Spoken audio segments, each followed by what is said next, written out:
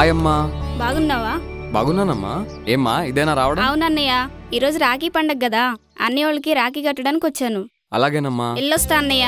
మంచిది.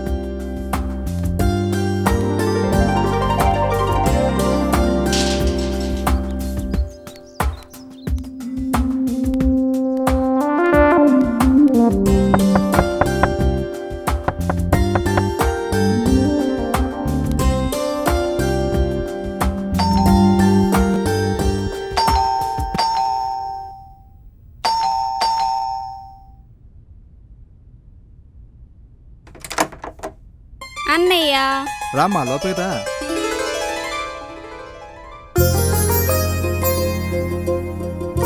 నానా, ఎవరొచ్చారో చూడు. హాయ్ అక్క, బాగున్నావా? బాగున్నా తమ్ముడు, నువ్వు బాగున్నావా? బాగున్నానక్క. నాన్న బాగున్నావా? బాగున్నానమ్మా. అవును, అమ్మేది? ఇప్పుడే ఆంటీ వాళ్ళ ఇంటికి పోయిందమ్మా. ఏంట్రా బాగున్నావా? బాగున్నాక్క. ఏమ్మా బావగారేరి? ఆయనకి వేరే పనుండి బయటికి వెళ్ళారు, సాయంత్రం వస్తారులే అన్నయ్య. ఓ అందరూ బాగున్నారు కదా? ఈరోజు రాఖీ పండుగ తెలుసా, రాఖీ కట్టడానికి వచ్చాను. సరే మంచిదమ్మా, భోంచేసా కడుదులే. అదేం కుదరదు, రాఖీ కట్టాకే భోంచేస్తా. సరే లేట్ ఎందుకమ్మా, కట్టేయి. అలాగే అన్నయ్య. అరే తమ్ముడు, నువ్వు రా.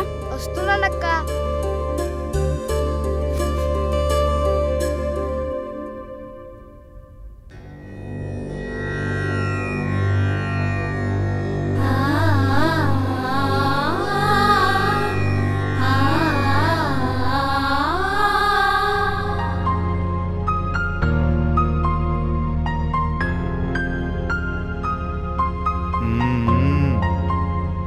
బాగుంది. అరే తమ్ముడు, నువ్వు కూడా పట్రా. రే నువ్వు కూడా పట్రా.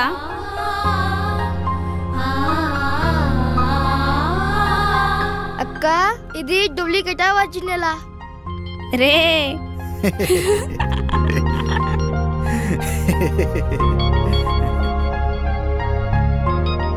నానా, మీరు కూడా రండి.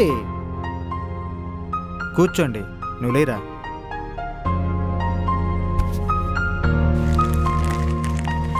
సరే అమ్మా, ఈరోజు రాఖీ పండగ, రాఖీ కట్టడానికి వచ్చావు.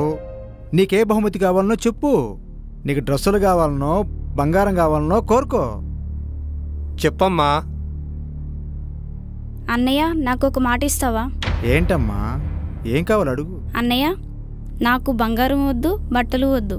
మన అమ్మ నాన్నని అనాథాశ్రమానికి పంపించకుండా మీ దగ్గరే జాగ్రత్తగా చూసుకోండి. అదే మీరు నాకు ఇచ్చే పెద్ద బహుమతి.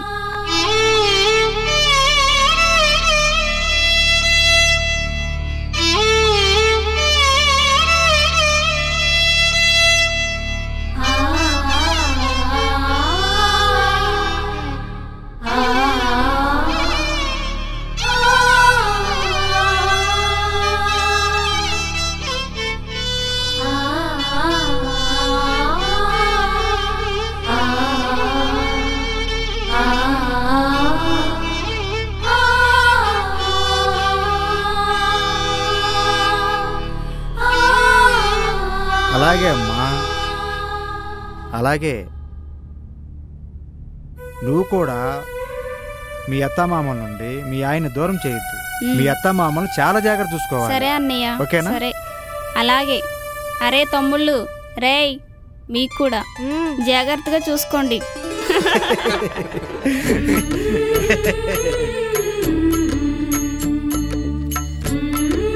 తల్లిదండ్రులు 10 మంది పిల్లలను పెంచగలరు, కానీ 10 మంది పిల్లలున్న తల్లిదండ్రులను పోషించలేకపోతున్నారు.